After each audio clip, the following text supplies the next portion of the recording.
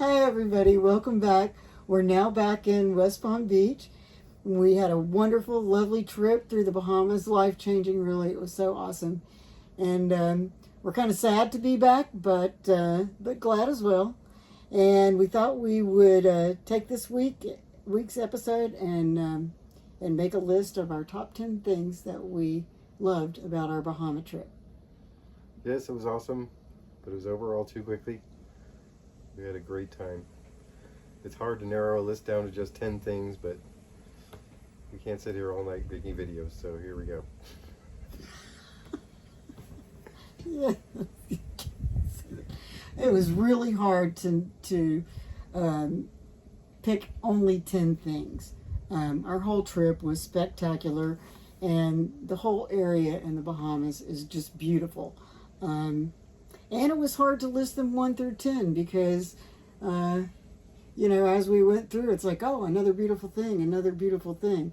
But we did list them 1 through 10, and we're going to start with number 10 and work our way up to number 1. You want to start, honey? Okay, here we go. Number 10, Governor's Harbor, Eleuthera. It's a beautiful little town. They have lots of little stores where you can buy supplies. A great little anchorage. Very protected. It was beautiful. We had a wonderful cappuccino and an espresso at a little cafe and sat outside.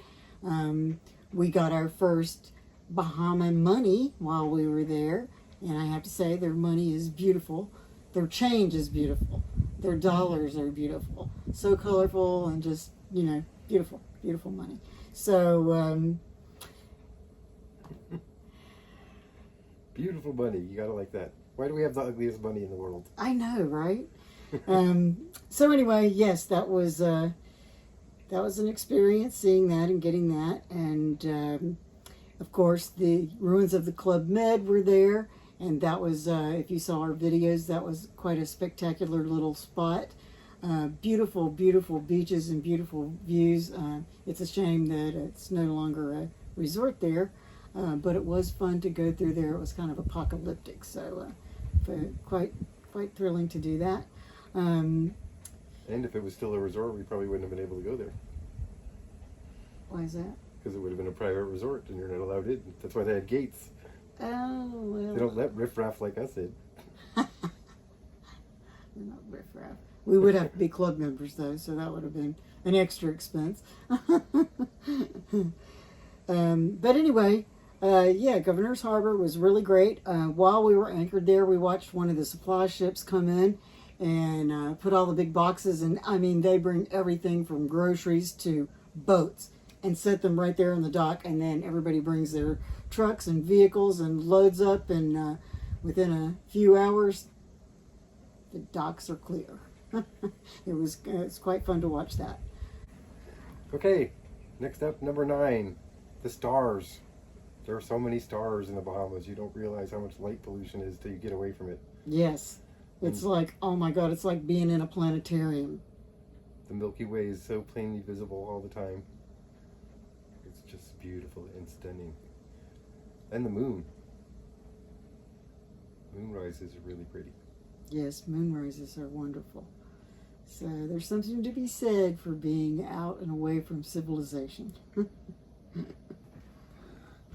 Okay, number 8 is Shroud Cay. Shroud Cay was the first island we visited in the Exuma's Land and Sea Park at the very north end. It's a cute little cay, totally uninhabited, but it does have one spectacular feature, which is a river that runs through it, through the mangroves, that is just absolutely full of turtles. And it's the beautiful blue clear water that we love. Mm-hmm, mm-hmm. And we had a wonderful time going through there. We actually, as the water was running down this river, through this river, we went all the way up the river, got to the mouth of it, turned around, and snorkeled behind, let the dinghy just float, and we snorkeled behind it. It was quite wonderful. I loved it. And without the engine or anything running, you could really see the wildlife much better. So, it was wonderful. Number 7, Wardrick Wells. Wardrick Wells. It's fun to say, and it's a good little touristy spot. That is where they have Boo Boo Hill, where everyone leaves some kind of memento, supposedly for the lost souls of sailors that were that wrecked on the reefs, and you're supposed to put some kind of little tribute to them to appease them.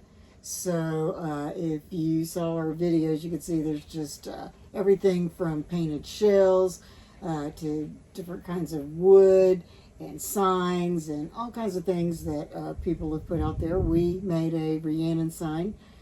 John made the letters, and I painted it, and we put it up there. So Rhiannon is right up there where you can see it. So we put our little memento there. We also took some really good photographs, and while we were on top of Boo Boo Hill at night, scoping out the situation, there was actually a little thunderstorm, and so John was able to get some pretty spectacular pictures of lightning while we were there. Yep. Mm-hmm. Plus they have a little museum and a whale skeleton. That's the park headquarters. Mm-hmm. Yep, they have a little museum there, and they have books and things, and if you're staying there and anchoring there, they actually rent videos, the old-timey videos like Blockbuster. Which I thought, I mean, I don't know if anybody's even got a player now that could play those, but I guess somebody does. So they rent those, and they've also got maps and different things that you can get that will tell you about the wildlife in the area, and just a cute little shop museum. Very small, but very cute. And that's where we saw the Bahamian hootias, which are like little critters that look like guinea pigs. Yeah, they were at Boo Boo Hill, and when we went up at night, we were able to see them scurrying around. You can't really see them in the daytime; they're not really out during the day. But we were lucky enough to just go there at night to take some pictures, and we saw them. So they're very cute. They're like guinea pigs, about the size of guinea pigs, and have a very similar look. There's also lizards on the island, and other little critters running around. Number 6, Staniel Cay. The last place we were. Staniel Cay was one of my favorite spots. It's beautiful. When you go in, they have a wall painted with "Welcomes to Staniel Cay," which is very, very pretty. And they have some good restaurants there. They have three little grocery stores, which is quite a treat when you've been out and about for a couple of months. So have 3 different places to choose from. The people are very, very friendly. The grotto is there, which that was the Thunderbolt Grotto, which is very spectacular. Also, Pig Beach is there, Pig Beach, I mean, we went there, we saw the pigs. They're a little bit aggressive. We actually had a lady jump in our boat because she had taken some food on shore, and they do tell you not to do that. But she did take food with her, and of course the pigs were very aggressive and started running after her. So she ran. We had just pulled up, and she ran and jumped in our dinghy. It's like, oh, okay. Very nice lady, though, and we were glad to have her so that she could get away from the pigs. But yeah, that was a cute little experience. The Thunderball Grotto was amazing. Yes, the Thunderball Grotto. Now, you do have to go at a specific time at low tide. Otherwise, you have to kind of dive under and go inside of it to get back up on the other side. So that's a little tricky. But once you get in there, it's really beautiful, and the fish are very friendly there. And at that spot, they do tell you to bring food, like cat food and stuff like that, and feed the fish. And the fish are very friendly. Fish food. So, fish food, yes. Not necessarily cat food, but cat food works if you have some. We had dry cat food, so that's what worked. Number 5 is Norman's Cay, and the little islets we found there. Islets? Yes. Islandies? Little islands. Yes, Norman's Cay was a cute little area. It was made famous for its drug running history. There's an airstrip there, and there's actually a crashed plane in very shallow water that's a popular snorkeling spot. We found a little island that we named John and Donna's Island if we were going to buy one. All the islands around there are now privately owned. There are some that you can go to if you just want to visit, but you have to get permission first to be able to do that. But it is a beautiful spot. It's where the world famous plane crash is. There's a DC-3 semi-submerged, well, mostly submerged in the lagoon there. Very beautiful dive spot. Excellent snorkeling. Mm-hmm. So many fish. Plus, it's very unique. You could sit in a submerged plane. Yes, at low tide, there's actually parts of the plane that are sticking out of the water. So it's very shallow, very easy snorkel spot. Number 4, Shark Creek, which was a cool little creek we found in the Berry Islands. Just by chance, we happened to go to this cool spot that looked cool on Google Earth, so we went over there, and this creek was absolutely full of little baby sharks. Little baby Nerf sharks everywhere. And turtles. And turtles, yeah. And it was just so beautiful. You gotta go through really shallow water to get there, so it's all very light blue and white, and then you come into this little river that is blue, and you go all the way up the river, and there's all kinds of critters in there. And we jumped in and swam with the sharks. Yeah. And there was beautiful, beautiful sand beaches, which the sand was so soft it was like almost stepping on a marshmallow. You would sink into it. It was beautiful, and no footprints. No one had been there. We were the only people. It's like walking in powder snow. Yep. Yep. Number 3, the Blue Hole, Hoffman's Blue Hole at Hoffman's Key. Really, really great spot. Very nice beach when you first pull up there at the key. And someone had rigged up a swing there, so you were able to swing a little bit if you like doing that. I enjoyed doing that. Then there's a little trail that goes down to the Blue Hole, which is just beautiful. Up to the Blue Hole. It's uphill. But not much. I remember it being uphill. It's actually a very short walk, but it is uphill all the way, because when you get there, you're a good 30 feet above the water level. Yeah. But all of a sudden you come out of the woods and there's this giant blue lake, perfectly circular, perfectly clear water, and you go down a little trail and wind up in a cave next to the lake, which is like open because it was actually a cenote where the roof of a cave collapsed. So the edge of the cave is still there around the edge of the hole. Really unique. Very unique. All kinds of stalactite looking formations hanging down from the ceiling. Quite spectacular. And a fun jump. Yes. It was fun jumping in. Number 2, the aquarium. The aquarium is appropriately named. I mean, it literally is like snorkeling in a huge aquarium. There's so many different types of coral, so many different types of fish. The water spectacularly clear. Just wonderful, wonderful. The greatest snorkel spot ever. Yeah, it was a good snorkel spot. Saw one of every kind of the most beautiful fish there is. Mm-hmm. Mm-hmm. At least. And all the different corals were just, wow. And colors. Mm-hmm. Mm-hmm. Very colorful. It was like a painting. But underwater and real. And things were swimming around. Yep.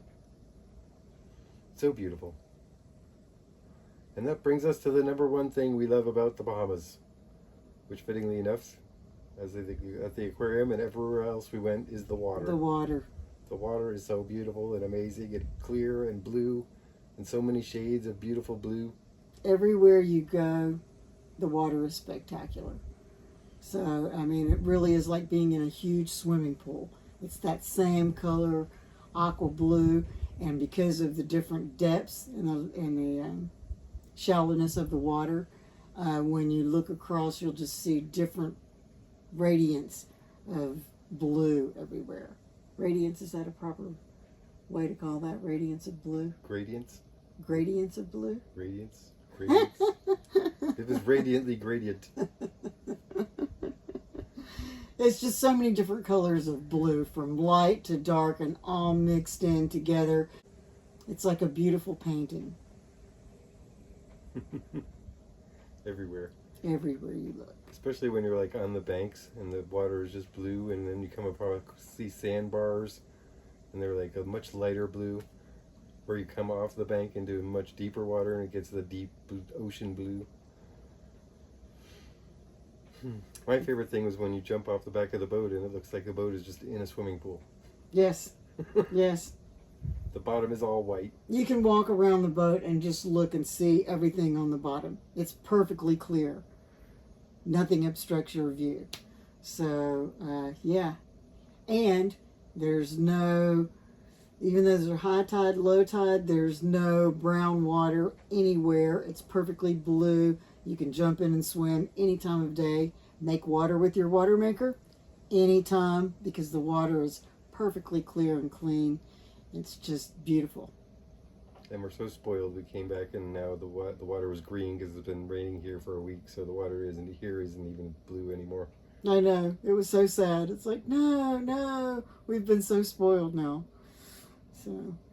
But that doesn't keep us from jumping in because it's still hot. Yes, it is. Summertime is here. So that's our top 10 list of our favorite things about the Bahamas. Next week, Donna's going to fly up to North Carolina and stay with her family for the next 3 months, so I'll be here doing boat projects while all that's going on.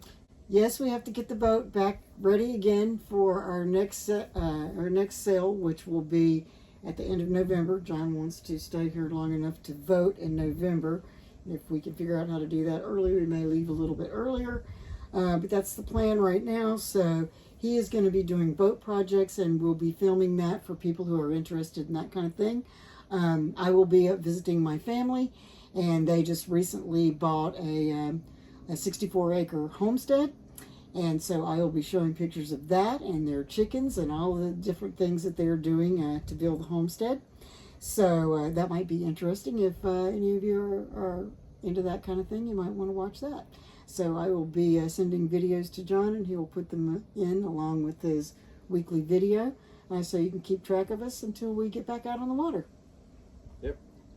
So once again, thanks for watching. Don't forget to like and subscribe. We really appreciate it. We're trying to grow our channel. It's tiny right now. And plus, we want to keep making videos for the family and the friends, so they can see what we're up to. But everybody's welcome, and please do like and subscribe. And if it turns into a bigger channel, it turns into a bigger channel. If it doesn't, that's okay too. Yeah. We're just living the dream. All right. Thanks. See you all next week. Bye.